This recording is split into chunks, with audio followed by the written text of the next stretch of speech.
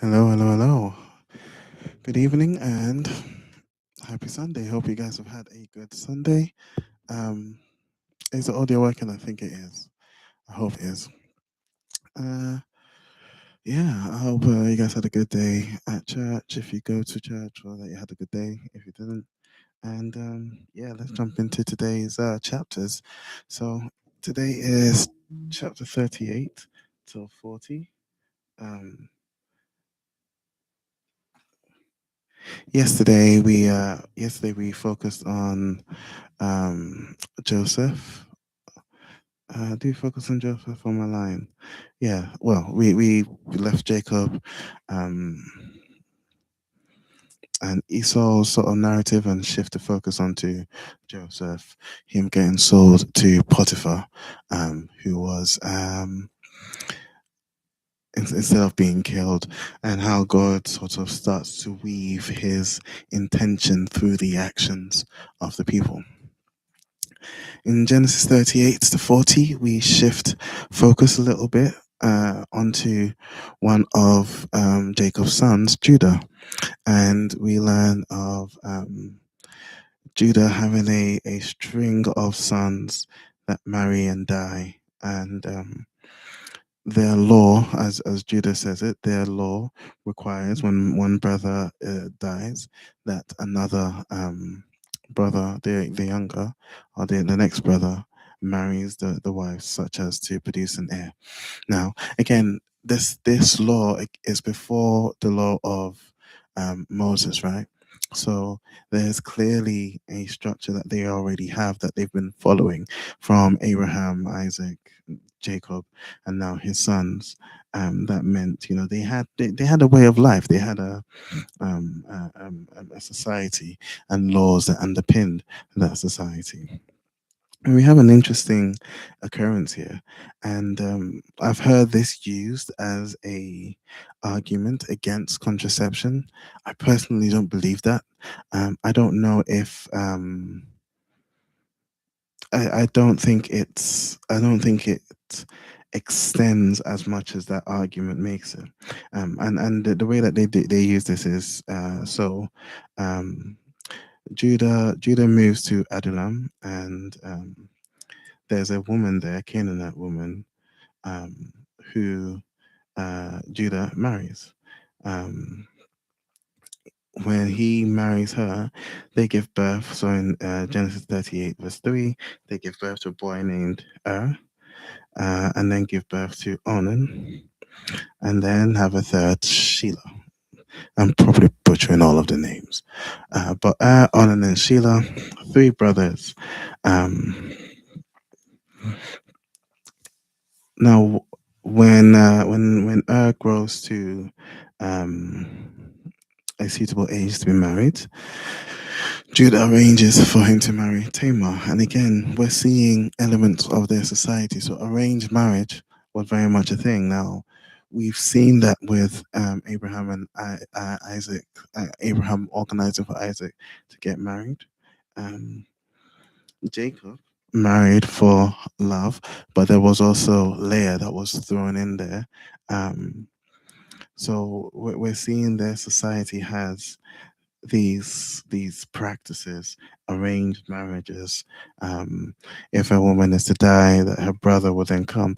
And also, if you remember, if you've read the Bible before or you're familiar with the New Testament, this is one of the things that the Pharisees tried to catch Jesus out on. They I think it was the Pharisees or the Sadducees. I think it was one of them anyway.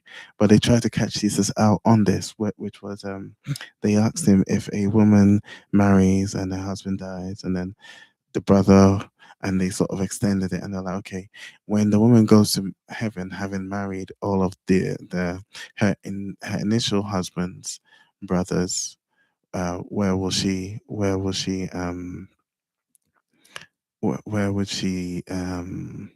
who would she be married to in heaven when she dies? And Jesus points out to them that they don't understand heaven in their question. But we see this later on, and again, it sort of, I think, gives us a sense of how these laws and society was formed and how it carried on up until Jesus, where Jesus brought a true revolution, as it were. Um, Good evening, Pastor Laya and Pastor Emmanuel. Um, Pastor Laya has pointed out that, yes, Judah left his family and married outside of his tribe. So, again, if we remember, uh, I think it's I think it's yes, Isaac and Rebecca. So actually Abraham was quite adamant that Isaac doesn't marry outside of the tribe. And when he told his servant to go and search for a wife, it was specifically to search from someone from within his family. Um, Rebecca as well didn't want for um, Jacob to marry any of the Canaanite women, any of the women around. And so, as Mum points out, Judah left home and married a Canaanite woman, which was outside of his tribe and would have not been pleasing to his father, to his grandfather, to his great grandfather either. Um, and he probably, as Mum points out, probably didn't have a relationship with God in the same vein as his father did. Um, Indeed, he was complicit in the plan to kill Joseph. So it's consistent that he also wasn't didn't have that same relationship that Abraham, Isaac, Israel, and Joseph ultimately had with God. Well, yes, as Mom pointed out, indeed, um, God used it all for good. So, yes, Onan, first marries Taman, but as the Bible says, was wicked, and Mom points out, his sons die. Was wicked, and so the Lord took his life. And then Onan marries Tamar, as is their law. Um, but Onan also was not willing to have a child that would not be his own heir. So whenever he slept with his brother's wife, he spilled, the semen on the ground. And so he wouldn't impregnate her. He would sleep with her, but wouldn't impregnate her, wouldn't allow for her to have a child. And you got to think that this being used as an argument for contraception because the Lord considered it evil for Onan to deny a child to his dead brother. They say because he spilled his semen on the ground, that's an argument for, and God killed him. That's an argument for against contraception. But when people make that argument, what they're doing here is they're they're creating a false they're creating a false, I forget the word for it, but effectively they're saying he did this and God killed him, therefore God killed him for this, right? But that's not what the Bible says is the cause. The cause wasn't necessarily that he was effectively practicing contraception by not impregnating his wife. The cause was he was denying her a child whilst enjoying her like physically, right? And so the Lord killed him for that evil, not necessarily for contraception. But that's by the by. Judah promises Tamar that, all right, cool. When the last son Shelah is old enough to marry you, I'll bring him and then you'll marry him. Um, but Judah, even at the time of this promise, the Bible notes wasn't really intending to do this because he was scared that Sheila would also die. So Tamar went back to live in her father's home. Um, and eventually, Sheila grows up, but Judah doesn't bring him to marry her. Instead, he Judah carries on and he eventually travels down to, where is it that he meets her? He travels down to um, the village of Enaim, where she's found out he's coming and has realized that he hasn't honored his promise to bring his son to marry her. And so she goes and pretends to be a prostitute. He stops, pays her, sleeps with her, and then gets her pregnant. Now he pays her with his signet ring and his signet seal, the seal of it for his identification, and his walking stick. Um, and then he leaves. So he pays her with that as a promise that he will actually send a goat, which was the actual payment. So when he finishes, goes back, and he tries to send her a goat. They go and they can't find her. They thought she was just the shrine prostitute, but they couldn't find her, and thus, he brings, but he doesn't get the goat to her because they can't find her to pay her. But then he holds on. He knows that she's holding on to the identification seal and the walking stick that belonged to him. Now, then 3 months later, when Tamar, she's pregnant now, and it begins to show. When Judah finds out she's pregnant, he calls for her to be burned, which again was according to their custom. But he does that without recognizing that, because she's pregnant, she's acting like a prostitute while she was his daughter-in-law. So he's going to call for her punishment with no regard to the fact that his last son is old enough and he hasn't given her to him in marriage as he promised. So just as he's calling for her to be killed, she sends those things that she held as collateral, and says the person that got me pregnant owns this signet seal and this walking stick. And Judah recognizes and repents and says, she is actually more righteous than I am, um, because he didn't follow through with his promise. Um, but then, by God's grace, she gives birth, and actually she was having twins, Perez and Zerah. And there's an interesting thing there where um, Zerah comes out first, and so the midwife wraps his hand with a scarlet cord to say, okay, this one came out first. But then his brother Perez, he pulls back his hand, brother Perez comes out. And the midwife's like, oh, how did you break out first? Um, and that's an interesting thing. Later on, Perez and Zara becomes a name of a blessing. I can't remember the context within which it does, but we will see this. But yes, yeah. So Pastor Lyles pointed out he Judah was quite the hypocrite. Um, and actually, as I'm thinking on this, I actually realized as well the sons probably just took after their father. They took after what they learned from their father, because he was also, you know, um, making promises and breaking them. He had already gone outside of his tribe to marry, which in and of itself is indicative of his not following the same sort of pattern that his father followed. And then, lastly, when she turns out pregnant, he doesn't exhibit any mercy.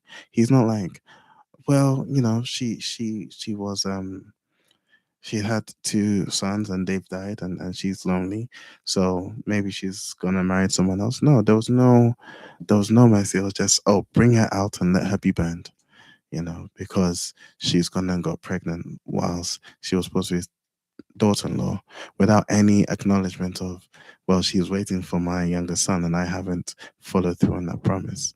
And so her sons were, sorry, Judah's sons, both and Onan being wicked, was probably just indicative of what they were learning from their father. He was also wicked, and as Pastor Lyle points out, a hypocrite. But then we move on to Joseph, and we see Joseph has been now sold to Potiphar, who was an Egyptian officer, and the Bible says the Lord was with Joseph, so he succeeded in everything he did as he served in the home of his Egyptian master. Now, there's again an element of excellence that I see here. So I remember when we talked about Job and the fact that Job was wealthy and successful, but the fact that the Bible also describes and presents him as excellent and proactive. I see the same thing here.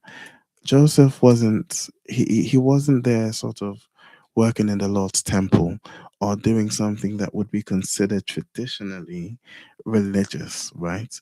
He was working as Potiphar's, he was sold to Potiphar as a slave.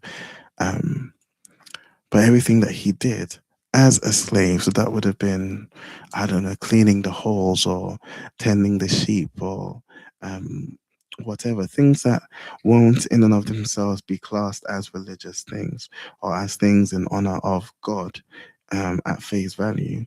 God blessed and he succeeded. Same thing with Jacob when he works for Laban. Um, when he tended the flocks, God would bless them. When Laban said, "Okay, the spotted flocks are going to be the spotted sheep are going to be yours," he was just doing his job, right? He was tending the sheep, um, and when they mated, they would have spotted sheep because God was blessing them. And as we go through the Old Testament, I'm starting to see a consistency of excellence being blessed by God. Not necessarily just, God blessed him and he was lazy or he did nothing. But the Bible seems to present that these guys were in and of themselves very disciplined, very excellent in what they were doing, excellent in their service, and God would bless that with success. And when we see a pattern like that, we can start to apply that to our lives. Let's be, and I'm taking this for myself. I need to try and be excellent in what I'm doing. It doesn't have to just be in preaching at church or in praying for others or in, evangelism. All of those things are good and we should be doing those.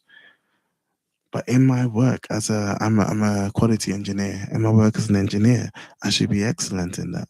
You know, um, if you're a pharmacist or you're a doctor or you're whatever you're doing, I think if we're excellent in that, we can expect or we can look forward to God blessing that excellence. And that again ties in with, the Bible says, whatever your hands find to do it to God's glory. If you are doing something to God's glory, you do it with a certain level of reverence and excellence, and so that cycle becomes, I think, you get like a beautiful cycle of you're doing things for God and therefore you're doing them in excellence. And as you act in excellence, God blesses the excellence with success. Um, or at least we're seeing that sort of pattern come through. I'm noticing that pattern, from Job to Jacob to now Joseph. Anyway, so Joseph sort of works his way up the ranks, and sorry, Pastor Lai also noted Joseph shows us a character of Christ because of what he did and because he feared the Lord and honored him, and we're coming to exactly that now. Joseph was um, because of his work ethic and God blessing him with success. Potiphar effectively made him sort of the Bible describes him as Potiphar wouldn't worry about anything except for maybe what kind of food he would eat because Joseph took care of everything. And Joseph gave him administrative responsibility over everything he owned. So Joseph was really good and had been promoted within Potiphar's household. But Joseph was also described as being a well built and handsome young man. And Potiphar's wife began to look at him lustfully and invite him to sleep with her. Now, again, look at Joseph's response, right? And this is what Pastor Lai was talking about in how he handles this. He says, "My master trusts me with everything in this household. Um, how could I do such a wicked thing as sleep with you, his wife?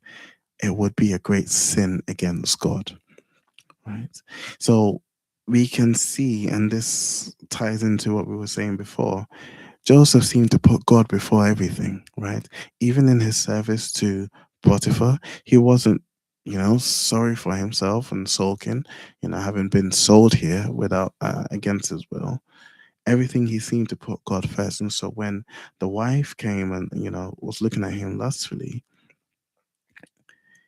he doesn't necessarily even say it's a sin against your husband. He says it's a sin against God because he's put God first. And again, if we put God first, how will that affect our work? How will that affect our output? How will that affect what we do? How will that affect the influence that we have on the world if we put God first, as Joseph did? Um, and so he rejects Potiphar's wife. Now I suspect that in that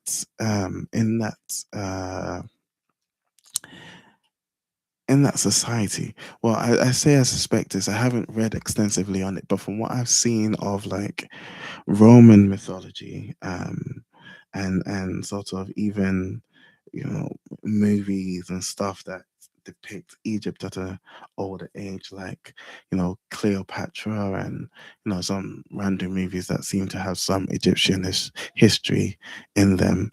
Um, I think Potiphar's wife could have simply taken him as some sort of like concubine, as it were, and it probably wouldn't have been that much of an issue with Potiphar. Now, this is me being, you know, there's some conjecture here, but I've seen this definitely in sort of old Roman times, in old English times, in old sort of Greek times, where, you know, the man has his concubines, and you know, we've definitely seen Abraham and Isaac and Jacob, you know, sleep with they have their mistresses, as it were, sleep with the wives' servants. Um, Sarah, when she was taken by the king, well, Pharaoh of Egypt, when Abraham said it was his sister, the time suggests that Pharaoh would have actually slept with her. So they obviously had a different idea around sort of monogamy, and well, they didn't practice monogamy, but they had a different idea around sleeping with one another. Obviously not of God, because Joseph recognizes this would be a sin against God, God who holds these things pure. Joseph recognizes this would be a sin against him. But I think Potiphar could very well have taken him, and he could have excused it if he hadn't put God first and said, well, my master's wife wants me to sleep with her. I'm going to sleep with her. Um, and it probably wouldn't be a big deal according to the master, because the wife is just doing what she wants. And I think in that time, definitely at least in old England, like, you know, in pre-Victorian England, you know, the queen would have someone that would attend to her like that. In ancient Greek times, ancient Roman times, you know, the wives, just as much as the men, could take servants to serve them physically. Um, and I wouldn't be surprised if Egypt had the same. All that aside, all the excuses Joseph could have had aside, he refused to do it because he put God first. And I think that level of dedication and honoring of God is what meant, you know, God would bless what he would do. It's what meant he would work with excellence, and it's what meant he had success in what he was doing. Um, when she propositions him, he runs away. He runs away so desperately that she actually grabs his cloak and has it whilst he's fled. Um, and she then turned that into an accusation that he was trying to rape her, and Joseph is put in prison. Now, the Bible says Potiphar was furious when he heard his wife's story, and threw Joseph in prison. But I actually also believe if Potiphar really believed it, he could have had Joseph killed. And I've heard someone preach on this, that wouldn't be that far fetched. He was a slave, bought and brought there. Like, he didn't necessarily have rights. But I think Potiphar, or at least when I heard this preach, Potiphar probably believed the story wasn't true, but had to save face, and therefore threw Joseph in prison as opposed to killing him, because he knew his character. Um, and it was clear that that character was on show, because Joseph had been promoted to effectively head of the household just under Potiphar.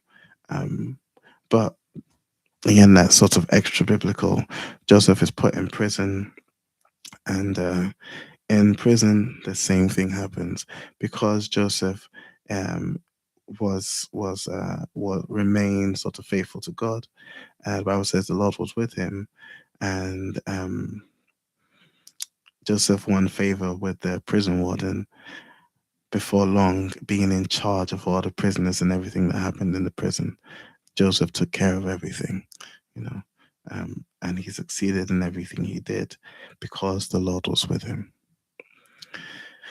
Then in chapter 40, we have Joseph the dreamer interpreting dreams again.